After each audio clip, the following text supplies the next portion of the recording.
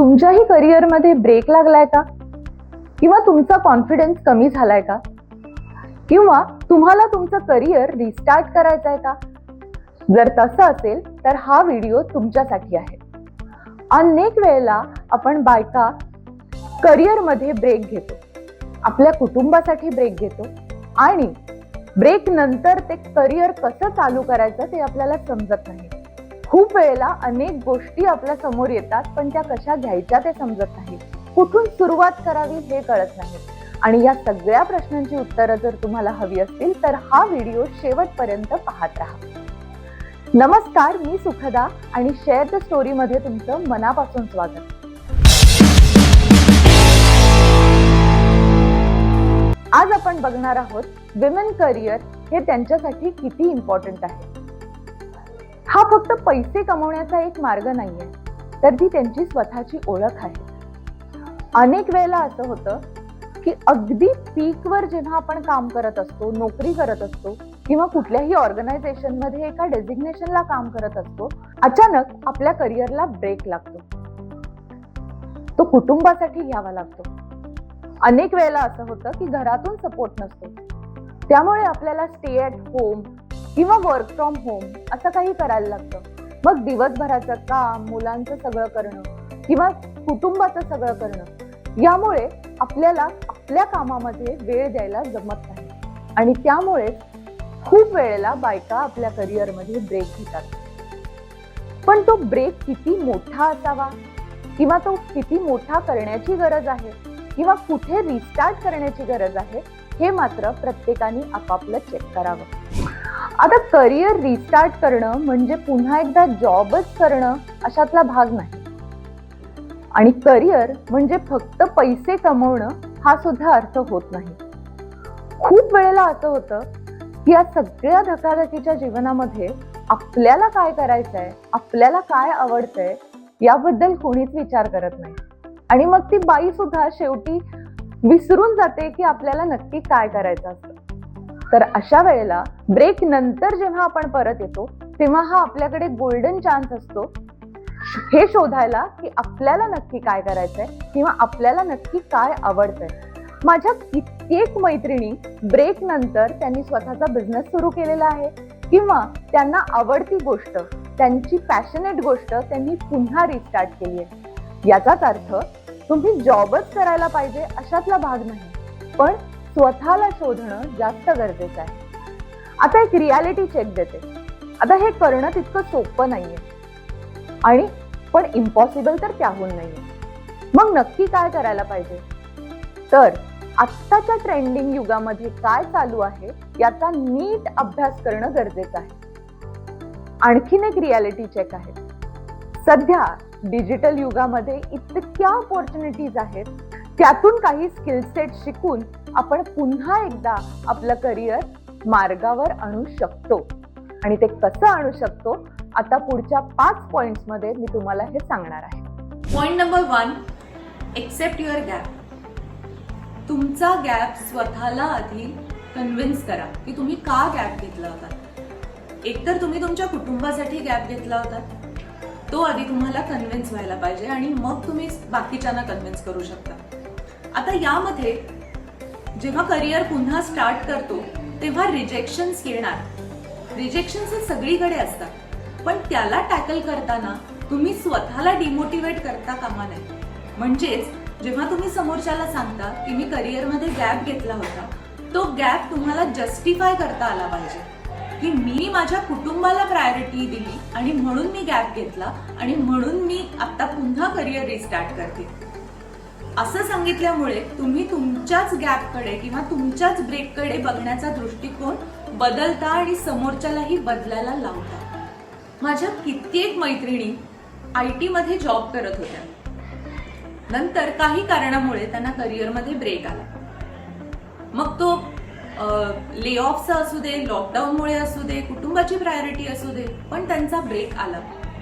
पण त्यानंतर त्यांनी त्यांच्या आवडीची गोष्ट निवडली आणि त्या आता ती गोष्ट फॉलो करतायत आणि आपलं करिअर रिस्टार्ट करतायत. तर अशाच पद्धतीनं तुम्ही सुद्धा तुमचं करिअर रिस्टार्ट करू शकता. Point number 2, start small. छोट्यांनी सुरुवात करा. म्हणजे अगदीच तुम्हाला फुल टाइम जॉब करण्याची गरज नाहीये. आपल्याला खूप गोष्टी मॅनेज करायच्या असतात. म्हणजे मुलीची किंवा मुलांची शाळेची वेळ किंवा त्यांचा डबा किंवा त्यांचं संगोपन किंवा त्यांच्याच भोवती आपलं आयुष्य असतं असं म्हणणारेही खूप लोक आहेत. पण त्यातून सुद्धा वेळ काढून स्वतः काहीतरी पुढे येऊन करणं यालाच करिअर रिस्टार्ट असं म्हणतात. आणि म्हणूनच मी म्हणते की छोट्याने सुरुवात करा. म्हणजेच पार्ट टाइम जॉब असतो किंवा वर्क फ्रॉम होम असतात किंवा प्रोजेक्ट बेस्ड काम असतं, अशाने सुरुवात करा. अशाने होतं काय की दिवसभरात आपण घरात राहून जे तेच तेच तेच तेच एक लूप लागल्यासारखं आपण काम करतो, त्याच्यापासून थोडासा आपल्याला वेगळा वेळ मिळतो, वेगळ्या लोकांमध्ये आपण जातो आणि वेगळा विचार आपल्या डोक्यात येतो. त्यामुळे जगात काय चाललंय, बाहेर काय चालू आहे, या सगळ्याची जाण आपल्याला येते. म्हणूनच मी म्हणते की करिअर रिस्टार्ट करणं हे फक्त पैसे कमवण्यासाठी नाहीये, तर ते सेल्फ सॅटिस्फॅक्टरी असलं पाहिजे. पॉइंट नंबर 3, स्वतःला अपग्रेड करा. आता हे स्टेटमेंट जवळपास दिवसातनं एक 4-5 वेळेला तुम्ही ऐकलेलं असेल. पण स्वतःला अपग्रेड करणं म्हणजे नेमकं काय? तर आता सध्या AI ने इतका धुमाकूळ घातलेला आहे की आपल्याला वेगवेगळ्या टूल्ससाठी कुठे वेगळ्या क्लासला जायची गरजच नाहीये. सगळं एका प्लॅटफॉर्मवर अवेलेबल आहे, तो म्हणजे डिजिटल प्लॅटफॉर्म. आणि त्या माध्यमातून आपल्याला बऱ्याच स्किल्स शिकता येतात. ते म्हणजे कम्युनिकेशन असेल किंवा कॉन्टेंट क्रिएशन असेल, कॉन्टेंट रायटिंग असेल, AI शी निगडीत काही कोर्सेस असतील किंवा लँग्वेज रिलेटेड काही कोर्सेस असतील, योगा रिलेटेड काही कोर्सेस असतील, फोटोग्राफी असेल किंवा कॅनवा म्हणजे ग्राफिक मध्ये काही करता आलं तर, अशा बऱ्याच गोष्टी आहेत ज्या आपण घर बसल्या शिकू शकतो आणि त्यातून काही निर्माण करू शकतो आणि कोणाला तरी आपली सर्व्हिस प्रोव्हाइड करू शकतो. तर या गोष्टींमुळे म्हणजे आता जसं आधी असं म्हटलं जायचं की इंग्लिश हे आलंच पाहिजे, तसंच आता डिजिटल स्किल्स या आल्याच पाहिजेत. तुम्ही काहीही करा, डिजिटल स्किल्स खूप महत्वाच्या आहेत आणि त्या सर्व्हायव्हलसाठी खूप चांगल्या आहेत असं मला वाटतं. तर सुरुवात जर का यांनी केली तर तुम्हाला त्याचा नंतर खूप फायदा होऊ शकतो. जेव्हा आपण ऍक्च्युअल करिअर स्टार्ट करतो, ऍक्च्युअल प्रोजेक्टमध्ये याचा उपयोग व्हायला लागतो, तेव्हा आपण पुन्हा पुन्हा आपल्याला अपग्रेड करायला शिकतो आणि तेच सगळ्यात जास्त गरजेचं आहे आणि तोच एक गोल्डन रूल मानला जातो. आता पॉइंट नंबर 4, बिल्ड विजिबिलिटी. आता जसं एखाद्या ब्रँडला किंवा एखाद्या कंपनीला आपला कॉन्टेंट लोकांसमोर आणण्याची गरज असते, तसंच एका इंडिव्हिज्युअलला सुद्धा आपला कॉन्टेंट किंवा आपली जर्नी लोकांसमोर आणण्याची गरज असते. कारण तोपर्यंत तुमच्याबद्दल कोणालाही माहिती नसतं जोपर्यंत तुम्ही नाही सांगत. म्हणजेच तुम्ही काय करताय हे तुम्हाला माहितीये, पण लोकांना माहितीये का तुम्ही काय करताय? आणि जर हे माहिती नसेल तर लोक तुमच्यापर्यंत पोहोचणार नाहीत कोणत्याही सर्व्हिसेससाठी. आणि म्हणूनच तुम्ही जे करताय ते लोकांना सांगणं फार गरजेचं आहे.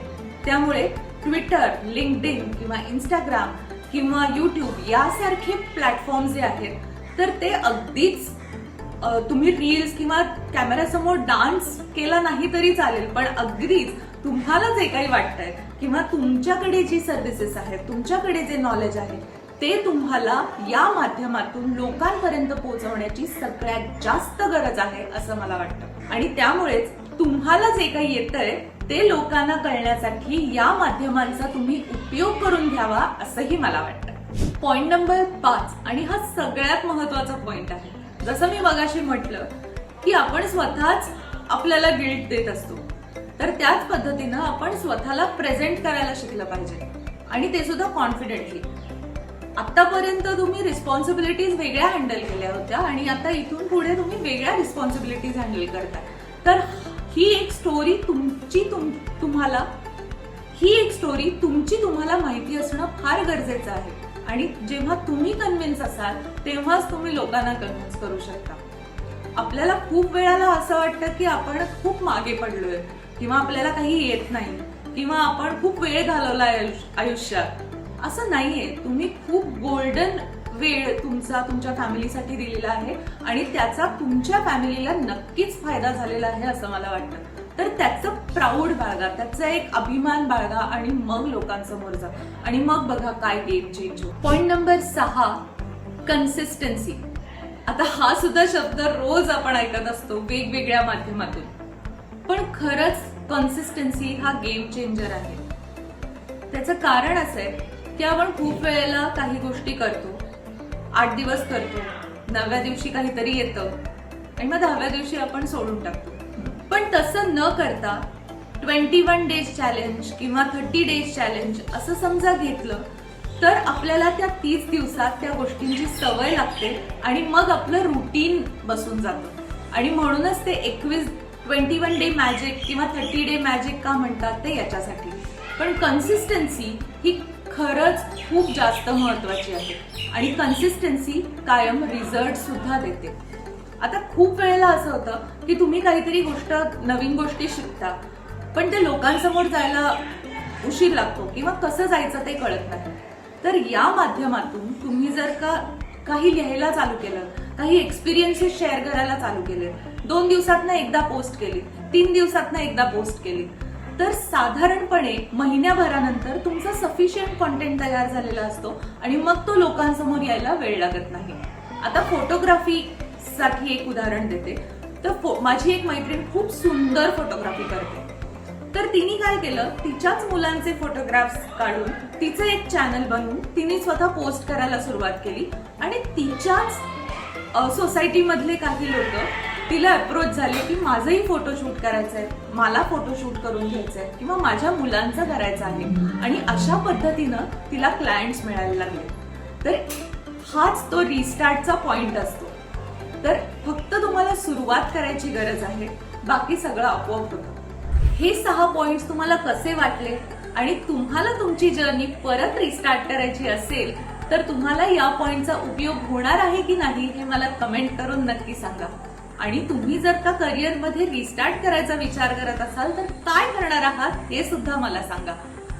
आणि जाता जाता शेअर द स्टोरीला सबस्क्राईब करायला अजिबात विसरायचं नाही, कारण आम्ही दर शुक्रवारी podcast, film making, content creation, content writing, story telling अशा वेगवेगळ्या माध्यमातून वेगवेगळ्या व्हिडिओज मधून तुमच्या समोर येत राहणारच आहोत. त्यामुळे या चॅनलला सबस्क्राईब करायला विसरायचं नाही आणि आपल्या मित्रमैत्रिणींना पाठवायला सुद्धा अजिबात विसरायचं नाही, कारण आम्ही कायमच पॉझिटिव्हिटी शेअर करतो, स्टोरीज शेअर करतो. कारण share the story because every story matters.